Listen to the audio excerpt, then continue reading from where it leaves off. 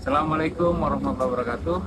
Saya Abdul Muhni, mahasiswa dari UMY MARS. Ingin sharing sedikit tentang leadership atau kepemimpinan Islami dalam pengelolaan sebuah rumah sakit. Pernah nggak sih melihat suatu rumah sakit yang lengkap tapi pasien tidak puas?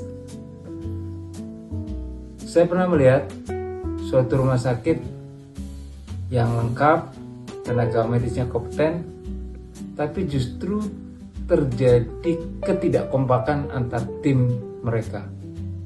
Bahkan ada yang merasa diperlakukan tidak adil. Akibatnya pelayanan di dalam rumah sakit melambat, kemudian pas perawat atau tenaga medis burnout dalam tekanan, dan pasien merasa tidak puas. Dalam teori manajemen ini hal yang sering terjadi. Kepemimpinannya otoriter, menurunkan engagement, dan budaya organisasi yang lemah, memicu konflik tim. Tapi dalam kepemimpinan Islam, pemimpin adalah amanah.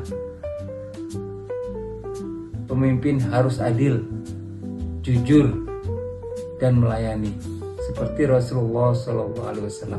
Bayangkan jika dalam suatu rumah sakit dipimpin orang-orang yang mempunyai nilai seperti itu, adil, terbuka komunikasinya, tim saling menghargai, dan keputusan berpihak kepada pasien. Itulah kepemimpinan yang Islami, leadership secara Islam.